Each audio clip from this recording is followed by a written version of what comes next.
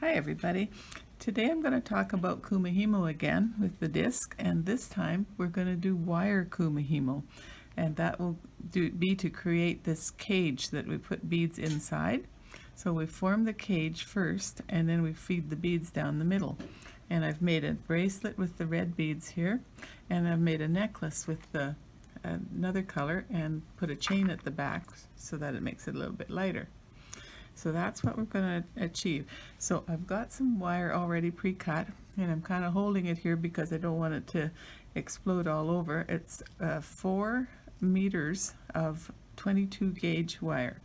22, I've used the shiny silver in this case, and 22 gauge, and then when I go through with the beads I'm going to use a little heavier wire to hook onto the clasps. So what we do is cut our 4 1-meter pieces, and then I'm going to get the middle, which is right about here, and I'm going to give it a little bend so that I can establish that it stays together there. And I've got this tool which I'm going to, it's a pencil, and it's a, you could use a dowel as well, will work really well. And I'm going to screw a little eye hook into the end of on the eraser part here, and get that a screw in there. Handy to have the eraser, it's easy to screw it in, but probably not that hard to put into a dowel either.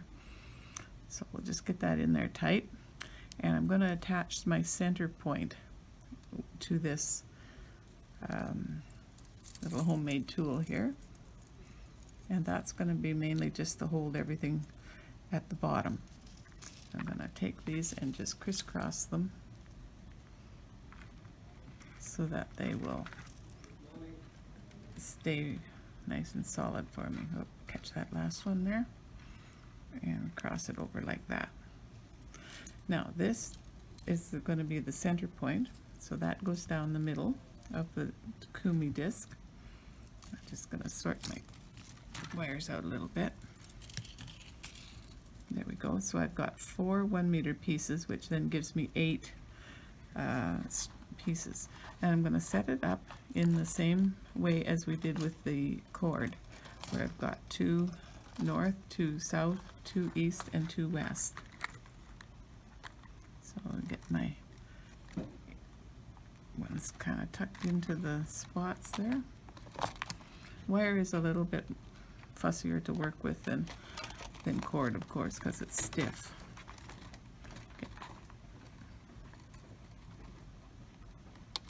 2 over here,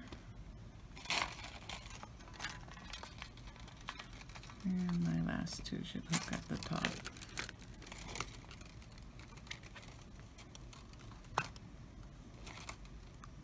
One and 2.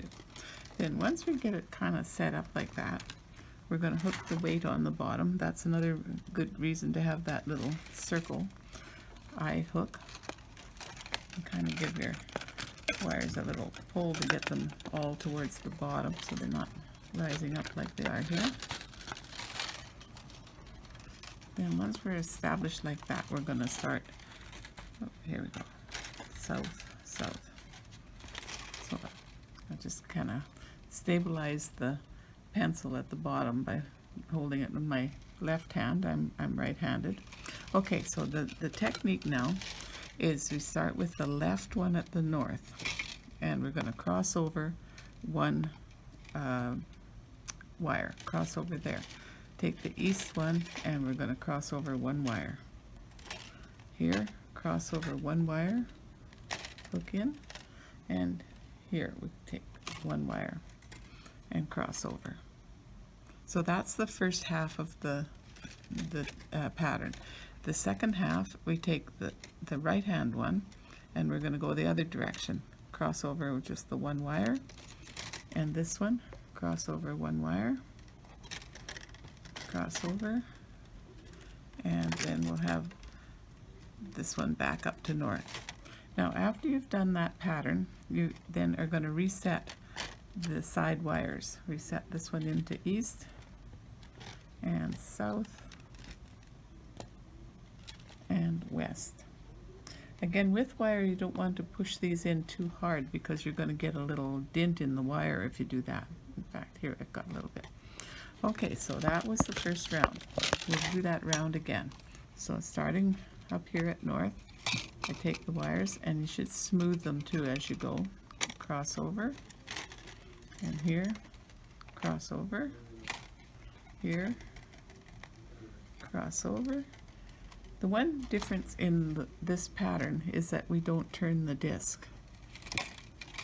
So that's the half around. Then we take this side, cross over one wire, which is that one, cross over one wire down here, this one just cross over one, and that one back up to the top. So now that is the double pattern, or reset again after 2 rounds. That is the pattern that you follow until you make your length of tube. And then I'll continue to do that, and when I get mine taken off, I'll show you how to finish the ends. Okay then, so now that we've got enough length done on our pencil up here, I'm going to take this off the disc, and it's pretty much the same way that you take it off with the cords. You just release all the wires, and I'm going to pull it through like that. And we're finished with the disc for now. So now I'm going to take my tool, the pencil, out of the center. We've got to unscrew this little eyepiece. Take that off, and it should come out very easily. Just pull that away. Now, so here's our tube that we have that we're going to put the beads inside. What I've cut is a piece of 20 gauge wire, a little heavier wire. This was 22 gauge that we used here. So that wire is going to go all the way through with the beads on it. But the first thing I have to do is, because I'm going to do it the same as the red one here with the beads, I'm going to attach the clasp. And I've chosen a magnetic clasp because they work really well for bracelets. You only need your one hand to do up a magnetic bracelet. So I'm going to do a wire wrap loop here, which I've done before on other videos. We do first the little circle. I'm going to hook the clasp into that circle, and then we're going to do a wrap with the magnetic. Always wants to jump just around a few times, 1 or 2 or 3 times. 1, 2, do a third. Okay, now we're just going to squeeze that in a little bit to make it a little bit snugger, and we're going to cut this a little bit off. And again, we'll do a little tuck to make sure that sits in there nice and tight. There we go. So there we go with our start with our clasp. Then we're going to use these caps, and I've chosen a cap with a hole at the top as opposed to one with a loop on the top. If you use the one with the loop, then we're going to have to put the bead on first. If you choose one with a loop, you're going to have to glue in, where with the cap, we're going to go through it as it is. There, all the way down to the bottom, like so. And then we're going to feed this through our mesh. Now this can be a little bit tricky because you want to be sure you don't go through the outside edge, because if you do, then of course the beads won't feed on this strip of wire. Get it all the way to the top and out the raw wires there. And just check on our cap down on the bottom here. We're going to shape the wire a little bit so that it sits into that cap a little bit more. And give it a bit of a tug so that we've got it nice and tidy. And then we spread the wires out a bit while we're putting the beads down the center. So we'll feed the beads on to this wire that I've put down the middle.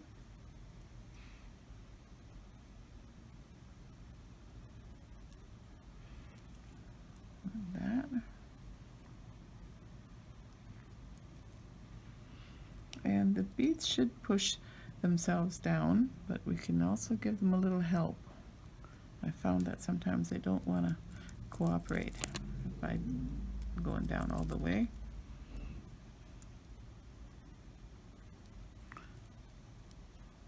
So what I did with the other ones when they wouldn't go all the way down was just take my little fine scissors and give them a little push as they to help them get into that tube. There we go. So we just keep feeding these on until I get the full length of beads on the inside the tube.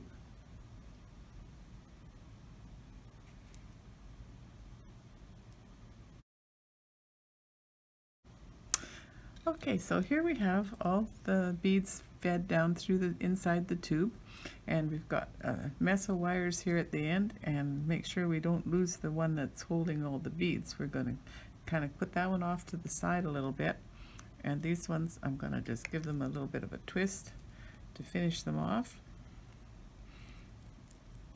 Wire is great because all you need to do is twist it and it finishes off. You don't have to tie it like thread. So again, now we're going to cut off all this excess wire. A meter is enough to make your full 8 inches that I made for the necklace, but I'm cutting off quite a bit here for the bracelet because I'm only going to make the bracelet a little bit shorter. Plus I'm adding the extra bead for decoration. Okay, so I got a lot of little tabs there. Again, we'll use our nylon jaw pliers, which are great for tucking things in. I also used them a little bit for straightening my wire as I was doing the weaving, because they are a little bit stronger than your hands for doing that. Now we'll add one more bead as I did on the other side for decoration. Oh no, forgot the cap. Put the cap on first. So the cap is going to go on the opposite direction this time so that it nestles right down against the beads. And then the other black bead for the decoration. Now I'm going to shape this into a bracelet shape, and I'm going to hook on the other side to my magnetic clasp over here. So once again, we'll give it a curve so that we have it all nicely curved.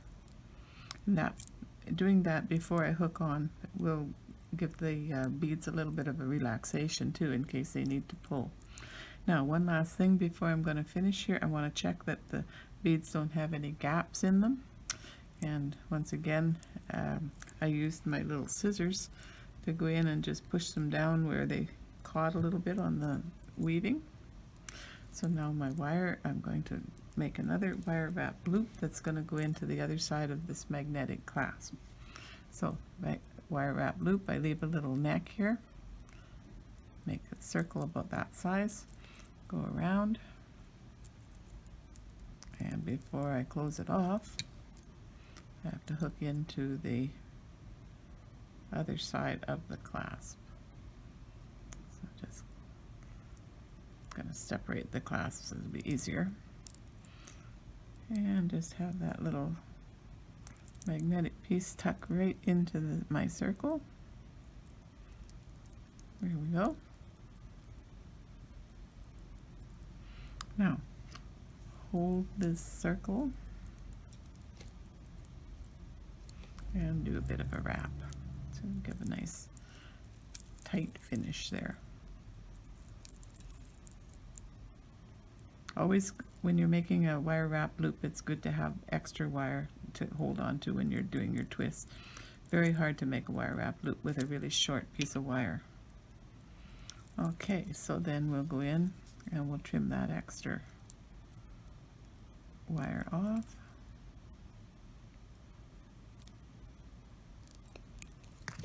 And then we're just going to tuck that little piece in nice and tight. There we are. And I can do a little more shaping. Oops. And there we have a wire Kumihimo bracelet. Caps on the end, trim beads, magnetic clasp. Hope you enjoyed that. Bye for now.